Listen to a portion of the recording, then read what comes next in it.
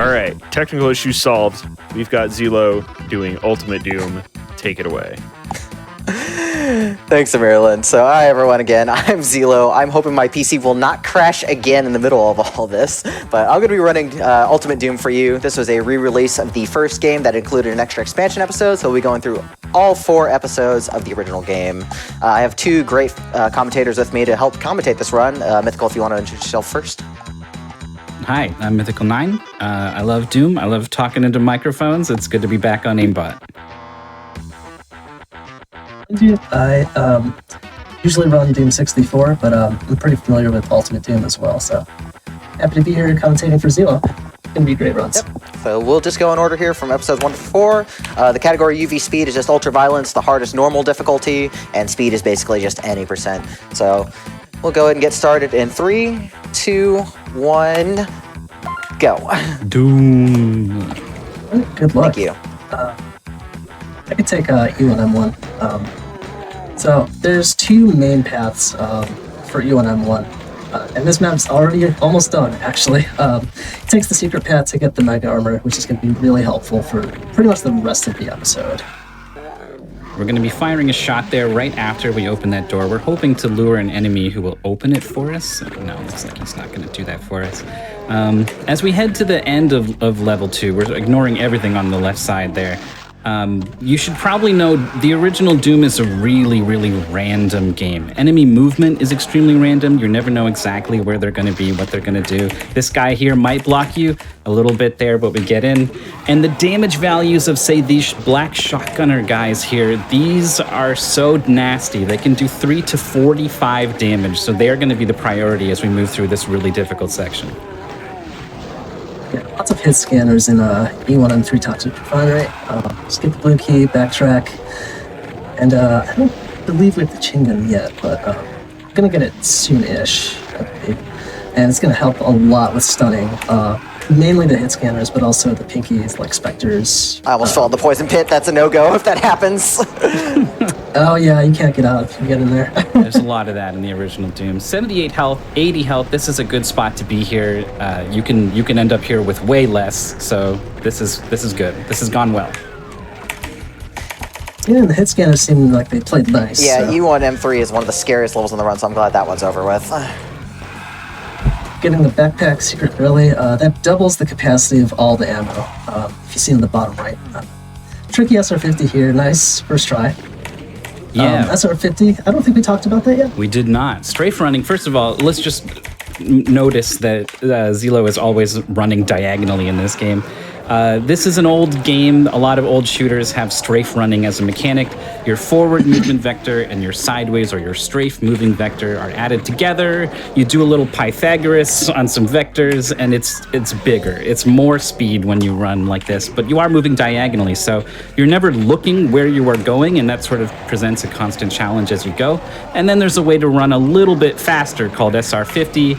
It involves holding a bunch of extra buttons, and you can't turn while you're doing it. So it's actually really limited, and despite, getting to go faster for free, you're not going to see too much of it really in a speedrun.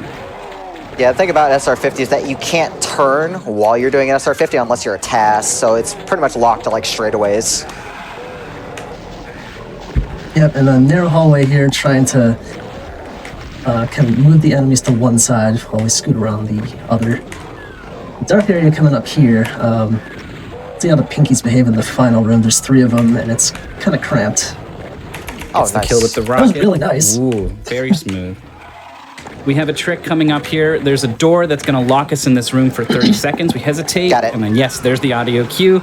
The door hits the guy on the head, bonks him, and apologizes, and quietly goes back up and lets you out of the room. Very important. We can't waste 30 seconds in that room. Yeah, 30 seconds is pretty much an eternity in runs like these. Just very hectic, very fast-paced. I missed that Fast-paced medkit, so I'm a little continues. worried. Yeah, your health is low, and there's a bunch of rockets about to be fired, so splash damage a bit of a concern. There's also some close quarters with imps. You're playing it safe here. We got invisibility here that's going to help a lot with hit scanners specifically. There we go. Not so much with projectile throwing monsters like imps. Yeah, it can actually make it sort of harder because they're now less predictable where those projectiles are going to go. They might throw it in front of you instead. You might run into it. Clearing the way with rockets here. Rockets are a very precious resource, especially in this first episode. So every use of them is very carefully planned out. We are going to need some at the end here. Oh no, blocked in. Yeah, This is bad. on. This is really bad. Hold on. What is he doing? I don't know what he's doing. Oh, it's not accurate towards you. Okay, we're just going to reload the save. Okay. We'll have to go back. I've never gotten blocked like that before. It happens that's sometimes. a first for me too. So remember that randomness in Doom? Yeah, there's a lot of that there. Perfect example. I hate sometimes when runs go so smooth that nobody has an idea of like what can go wrong and what work has gone into it to make it less likely that happens. That's what makes runs like for Doom really fun and exciting for me personally. Like, just you never know what you're gonna get with randomness. All right, here we go. Slipping past all the enemies, rockets in close, trying to avoid as much splash damage while all the enemies flood in from behind. Nicely done. There's not a whole lot going on this level, aside from some enemy management. I'm just going to talk about source ports real quick. I'm playing this on a relatively new source port called DSDA Doom. If you don't know what source port is, a source port is basically a modified executable that allows you to run the game on modern operating systems that can have extra features too. So big shout outs to Craft Lab for making the DSDA Doom source port. It's really, really handy, very easy to run the game, and has a lot of good features. Ow, but that barrel was not a good feature. 15 health, and we gotta backtrack through this whole section, so we're gonna be relying on the chain gun to be stunning enemies as we go. It's a very defensive option in a lot of situations. I've got imps down there. Ugh, this is gonna get a little ugly. A perfect illustration of infinitely tall monsters. Okay. I think we'll be okay. Yeah, for melee They never monsters, woke yeah, up? they can. I've never seen them ever wake up. Also, this elevator trigger is a little glitchy sometimes. Yeah. With that infinite height that happened earlier, that can happen with any monster, but also particularly nasty with melee monsters like instant demons, because they can melee you from whatever height. Down to 66 health, and there's still a lot to go with no safety really, and a lot of hit scanners chipping away down to 14. Yeah, this is bad. 4. I'm gonna make this work. I don't care. Like, I'm gonna make this work. I do not want to exit the game. Okay, we're locked in. Here we go. Very, very safe defensive chain gunning. You can muscle your way through there if you've got the health, but if you don't, it's just not an option anymore. Okay, we're all right. We're good. Nice. That got way scarier than I wanted it to. There's a lot of firsts happening in this run, and you can play games for almost 30 years, and you'll still have new things happen. Speaking of which, Speedrunning is fun. it will actually be Doom's 30th birthday this year when December hits. Oh, there you go. Perfect. Here's the boss of the first episode. We got the Bruiser Brothers, as people like to call them. They're Barons of Hell. They'll become sort of, regular enemies later on. For now, they're bosses. Oh, crap. And they are now blocking all of the shots from down here. Please die. When he dies, the walls are going to lower, and we're going to try to do a trick where we jump off of the lowering walls to reach the exit sooner. Okay, I guess we're taking the stairs of shame. Yeah, now look how long these stairs. Look how important it is to get this jump. We're good on health. I need to be under 10% health to finish the level, so we're going to blow the rocket in my face right here and step through. And that's episode 1. On to the next one. Wait. Lots of enemies and no weapons. Why did you have to be under 10%? So it's a scripted ending where you're on a special kind of sector, and the level ends when you basically die because you're entering hell. Got it. I think that's the only instance in all of Doom 1 and 2 that it happens. Yeah, not in Final Doom, though. There's a mean trap with that in Final Doom if you play Plutonia. Of course there is. Plutonia is all about mean traps. We got a new enemy here coming out to meet us. Look at this guy. He's adorable. Yeah, you can even see him behind me on the little poof behind me. That's right. That's a Cacodemon. He's nice, but he's got a lot of health, so we're going to try to step around him, and that went pretty well at the end of the map. Yeah, there's a few new things introduced here in episode 2. A few new enemies, new weapon coming up pretty soon, actually, the plasma gun, and a berserk, which we just picked up, and that increases your fist damage tenfold. It is very useful in pinch. Small, I think SR50 here. Nice. Directly into the exit. Thankful there is a backup if you missed that jump, but it's pretty slow, so I'm glad I got that first try. Yeah. We're gonna play pacifist a little bit, just so we can slip by everything. Yeah, enemies will sort of wake up and start moving around once they either see or hear you. And so if you move carefully and shoot carefully, you can sort of manipulate when they wake up. And anything you can do to control where monsters are going to be is going to be super helpful given how random they are once they start to move. And one thing I don't think we talked about is wall running, which Zero did in this, the previous map and the final map of E1, which basically you hug cardinal direction facing walls, and you can basically double your speed if you hug against it the right way. Yeah, I don't understand it well enough to be able to tell you how it works in any greater detail than that. There's like a vector that is getting doubled along the wall because of some complicated movement edge case. Yeah, the technical explanation's weird. I'm just gonna say that Doom Guy uses his elbows to push off the walls. That must be it. There you go. So we got that secret plasma that gave us a nice teleporting advantage to get behind some enemies and wrapping up that level. One quick. There was a soul sphere. I don't think you needed it though for that last one.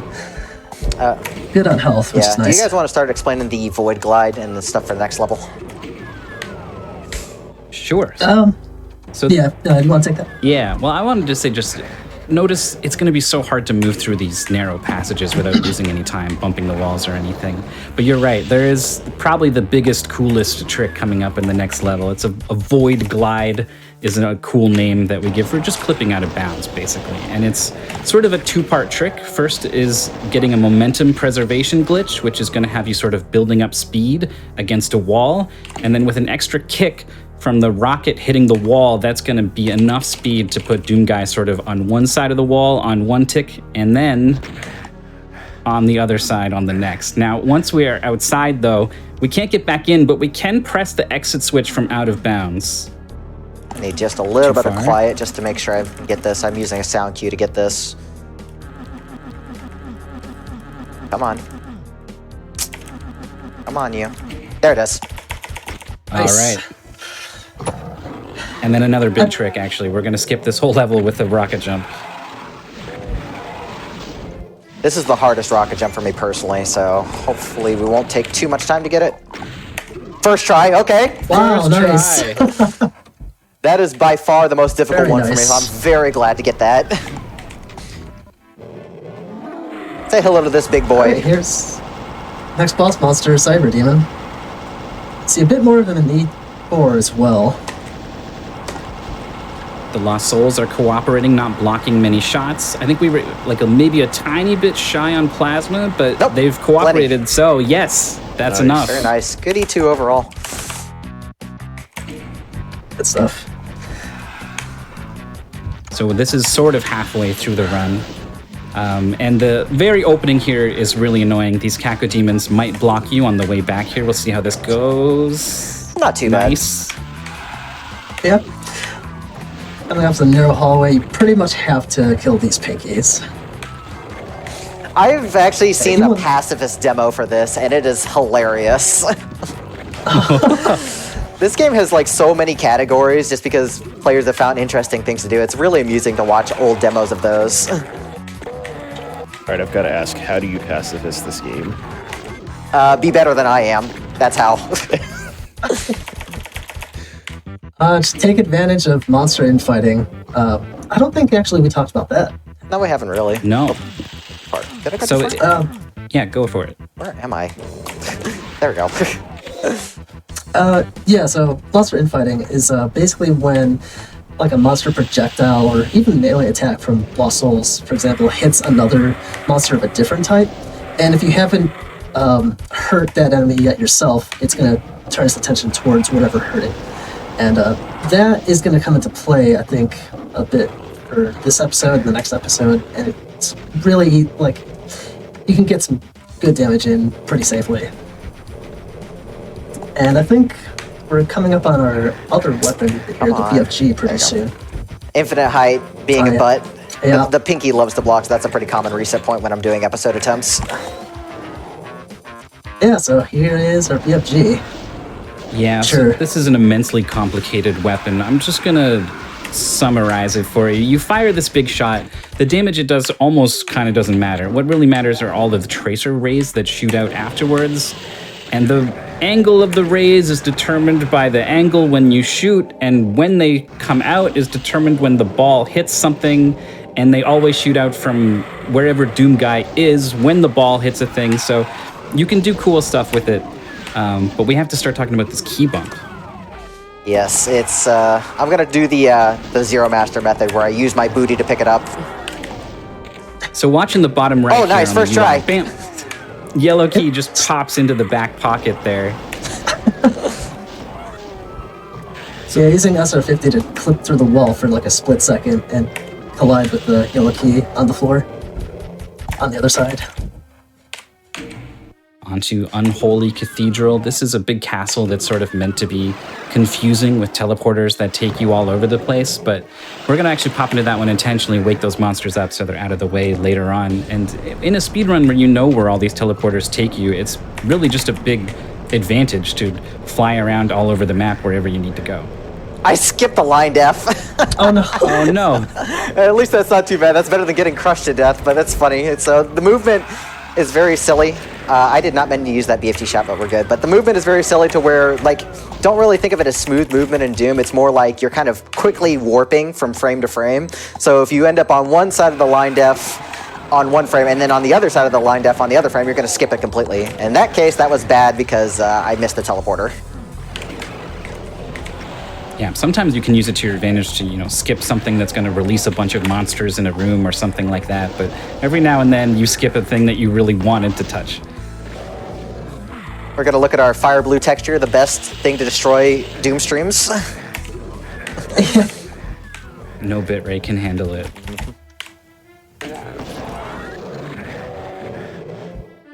Alright, penultimate level of episode 3. It's kind of a long one, but I'm gonna do actually a pretty big skip near the end, which not careful actually can soft lock us, so I'm gonna do a quick save before SR50. Down into It's this basically- red maze. Yeah, it's incredibly confusing casually, so it's the SR50 jumps really cut down on the backtracking. So that switch there in the red maze opens up a bunch of doors back in this part of the map, which we cleared out earlier with the BFG. And these are a series of teleporters that take you to different parts of the end of the level. So we pop in this one, we strafe run across the grab the key, pop back over to this one where we strafe run again over a gap, use the key to hit the final switch. I'm gonna clear out these lost souls so they don't get in my way. And we're definitely gonna save One right last here. teleport. Yeah, and here we go with this Oh, final you jump. jerk. They're in a bad They spot. did get in your way. Yep. Alright, that's fine. We'll clear them out. There we go. There's a jump. Nice. On to what used to be the final boss of Doom. And So yeah, hi Spider Demon, bye Spider Bye, Demon. Spider. So great. Yeah, that's just goes to show you how powerful the BFG is. Speaking of powerful, episode 4 is more powerful than I am. Oh man. This episode is brutal. This is the expansion episode. Yeah, very rough start. I believe it came out, 2 years after the original 3 Something episodes? like that. Oh, I almost hit that Spectre. That was close. sure did. So Yeah. this level has This, one green armor and like 5% health, and that's it. Yeah, very stingy on health resources. And, yeah, rubbing up against the grate there, I think some more momentum preservation to kind of get ourselves in, get that red key. Grab Grab the blue Without having to key. go all the way around. Oh, I'm gonna play I was this gonna safe. say 79 health, it would be great to end this map on, and then suddenly in a blink, it's down to 45, which is gonna have to do. I think 45 is still Yeah, pretty that's good. actually pretty good. It's not common. It's pretty common for me to end with like 10. Nice. All right, we'll take that then, happily. We got another trick coming up here. We pop into this secret. We're gonna, again, sort of grab something through the wall. This time it's a BFG. Very handy considering we're now trapped in this room with all these cacodemons. We're gonna jump past this blue key barrier. Well, there's a lot of things in the way. Yeah, we're gonna do that again. Maybe they move in nicer ways. I mean, these guys are gonna be here, I think, these two for sure. There we go. Oh, nice. Nice.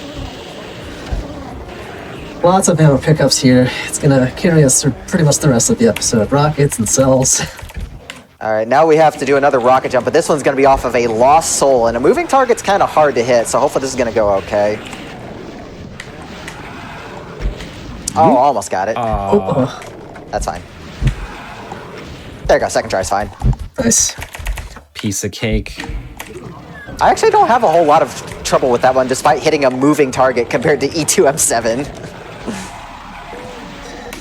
Yeah, it's nice. The only problem is like those specters can body block, but I think he took them out with the BFG. Yeah, it worked out nicely. We get a nice break Apologize. I mean, it's a break for you, but everyone else has to stare at this white screen that you have That's Oh yeah. when you have the invulnerability. Apologies, but it is useful.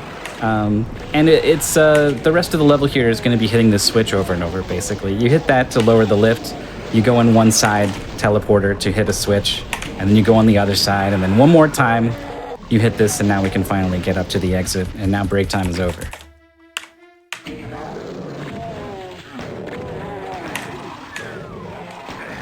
E4 and 5. Not too much to say, other than like small window jump near the end. Saves a little bit of time.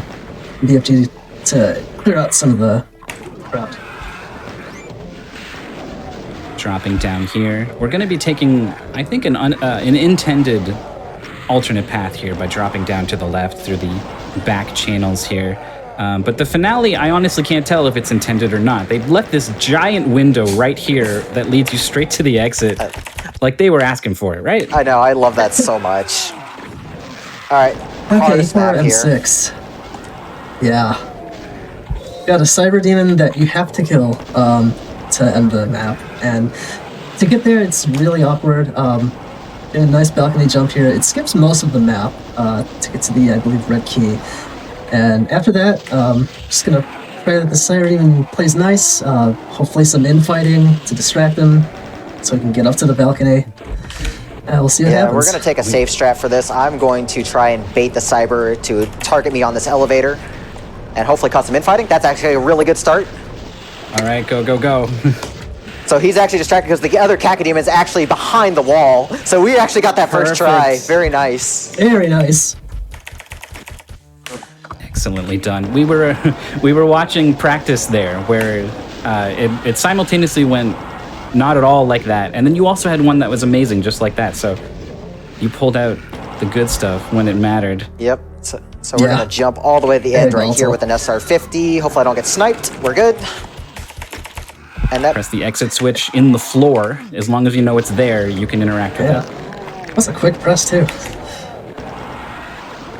All right, last map of actually the whole run. Yeah, this is it. We come to one side to get the yellow key. Yeah, Baron, and we please. skipped like another part of the map entirely with the rocket jump coming up. Soul Spear for safety, and we need it for the rocket jump actually. Oh, come on. That's okay. We'll get this, I swear. There we go. There it is. Nice. You get so say blinded. hi again to Spider Demon. I forgot the cell Just gonna stick around pack. for a bit. I don't think I've missed that cell pack before. That's okay. The Spider Mastermind was paralyzed, so we're good. So we're just gonna hopefully jump into the exit from above to save a little bit of time. Time is when I hit the exit. Of course I get knocked off. Why not? That's time. And time. GG. Yeah, so Doom 1 is just such a really fun run. And the nice thing is that you can learn it in chunks pretty easily since it's grouped into episodes. So big shout outs to the Doom World community and everyone who works on the vanilla compatible like source ports and such, and also big shout outs to the console Doom community, who they run like the Unity re-release, and either one is a really good way of getting into this game. So if you really want to get into Doom, contact either one of those communities or contact one of us. We can help you get started. So anything else y'all want to say before we close off Doom 1? No, you killed it, man. I'm looking forward to the next run. Yeah. Yeah, for sure. Anyways, stick around for Doom 64. I got another run coming right up. We'll just set up real quick and be right back.